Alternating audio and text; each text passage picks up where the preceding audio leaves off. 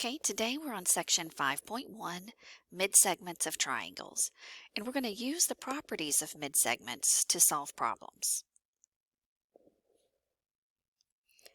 So let's begin with the definition of midsegment. So the midsegment of a triangle is a segment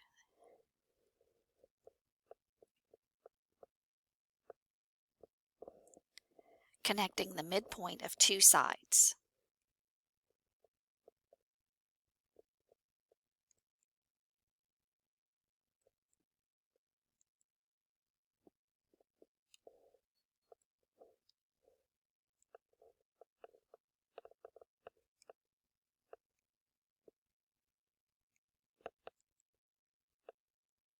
Of a triangle.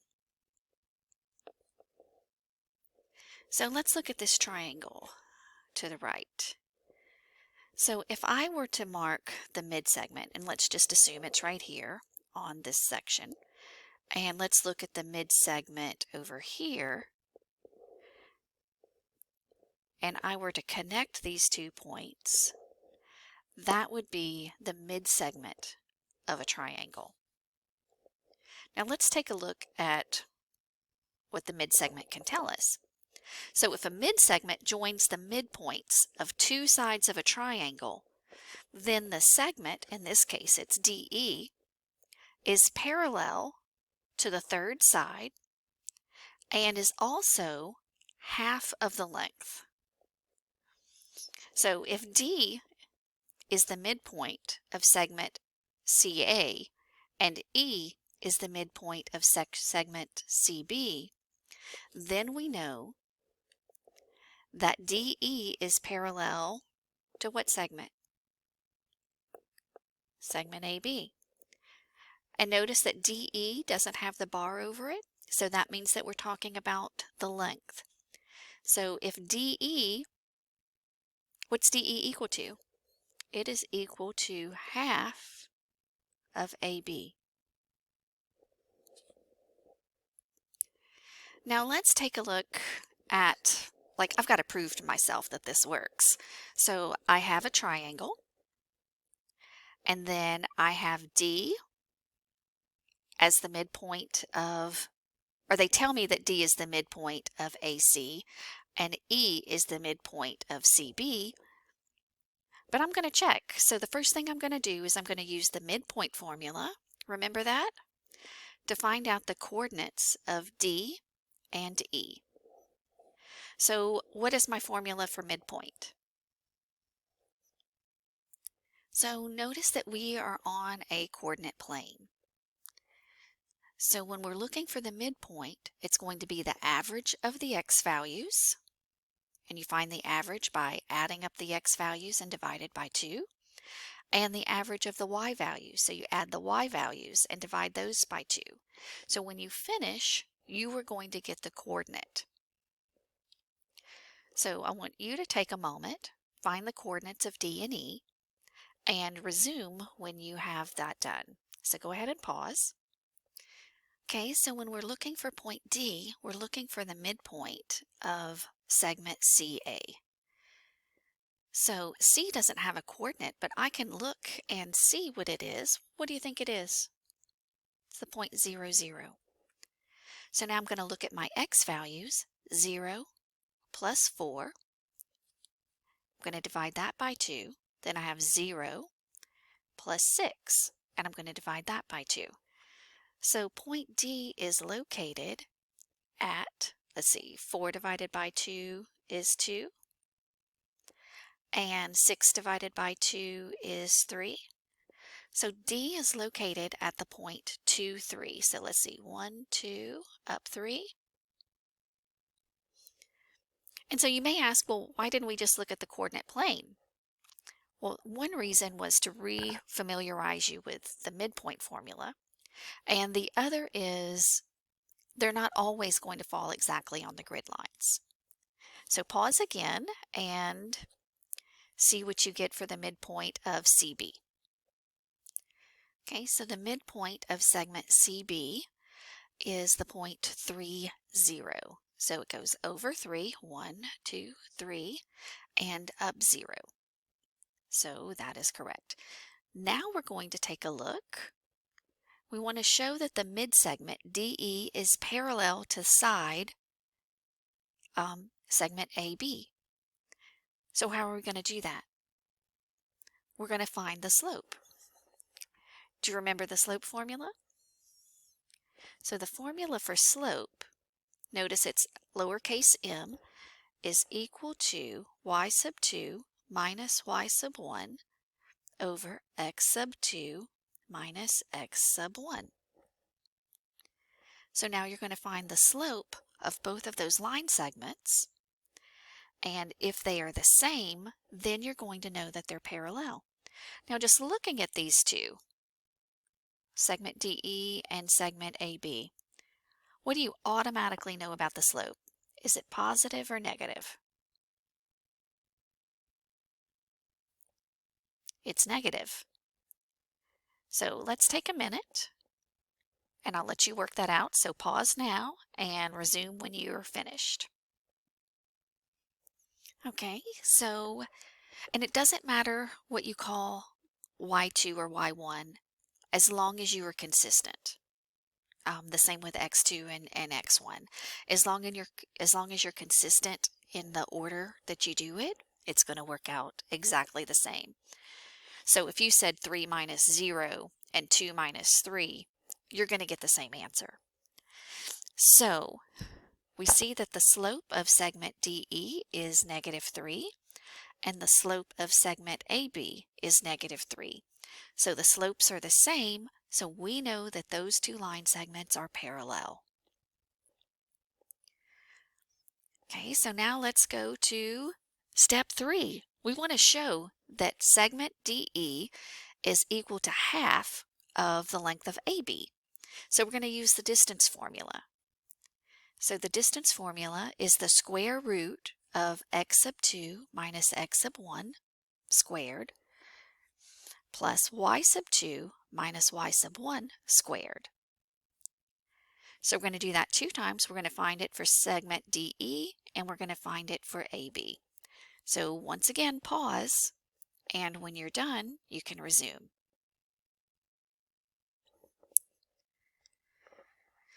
So I'm going to do the distance of DE first. So that's equal to the square of 3 minus 2 squared plus 0 minus 3 squared. So that's equal to the square root of 1 plus 9, which is equal to the square root of 10. Now notice when I do this that, like in this case, I'm color coding it so you can follow along easier, but I'm labeling my work. That way if I need to go back and look at something, I'll be able to find it. So let's do AB. So AB is the square root of 6 minus 4 squared plus 0 minus 6 squared. So that's equal to the square root. 6 minus 4 is 2 and 2 squared is 4. 4 plus 36. So that's equal to the square root of 40. So now we need to break this down. So there's a couple of ways that you can do it. So you can either do the factor tree where you break down 40. So 40 is 2 times 20, 2 times 10, 2 times 5. So you break it down to where it's prime numbers and you look to see what pairs you have. So pairs go out, singles stay home. So that would be the same thing as 2 times the square root. So 2's go outside of the house, singles stay in. 2 times 5 is 10, so that's 2 times the square root of 10. So, oh, 2 times the square root of 10 is double what DE is, because DE is just the square root of 10. So we have just proven to ourselves that this works. So now we're ready to identify the parallel segments. So what are 3 pairs of parallel segments in this triangle, in triangle DEF? So notice, oh, R is a midsegment, R is a midpoint. Looks like T is a midpoint because I can see that these 2 sides of T are congruent, and S is a midpoint. So now I know that segment RS is parallel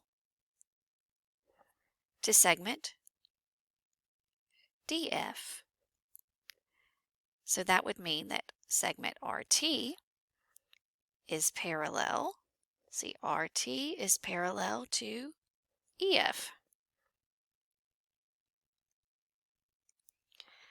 And segment, the last segment, segment ST, would be parallel to segment ED. So now I have triangle QRS, and I know that T, U, and B are midpoints. So this internal triangle is a midpoint. What are the lengths of TU, UB, and QR? Well, let's look. I'm going to start with QR. So QR, so if the midsegment is half the length of QR, then I know that QR is twice the length of the midsegment. So I know that QR is equal to 60. So now I have this length right here, the 50. So what is QS parallel to? It's parallel to UB. So UB is half of the length. So I know that UB is 25. So what would that make UT? RS is 40. So UT would be half. So that is 20. Okay, this is our last problem. This problem interests me because it's interesting to see what all you can do with triangles and just the information you can gain from them. So a geologist wants to determine the distance AB across a sinkhole. Choosing a point E outside of the sinkhole, she finds the distance AE. So she finds this distance right here. And she also finds distance BE. She locates the midpoints, C and D, of their respective lines, or their respective segments. And then she measures the distance segment CD, and finds that that segment CD is 46. And she wants to know, what is the distance across the sinkhole? So I'd like for you to pause and kind of think about this for a second.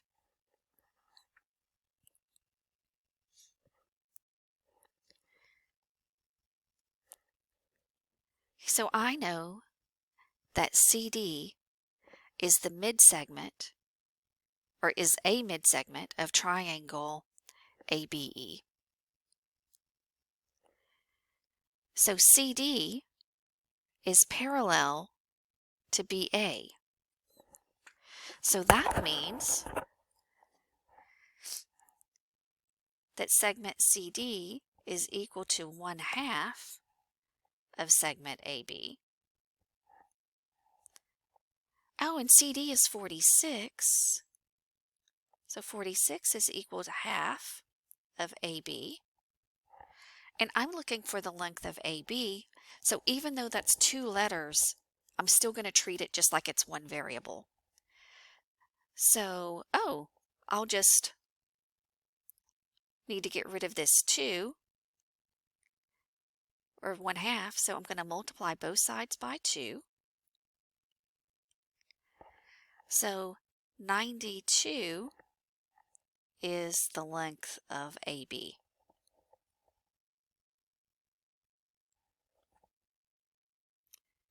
Like that was just using a triangle with using the properties of triangles with a sinkhole, and I just think that's really cool. And that's it.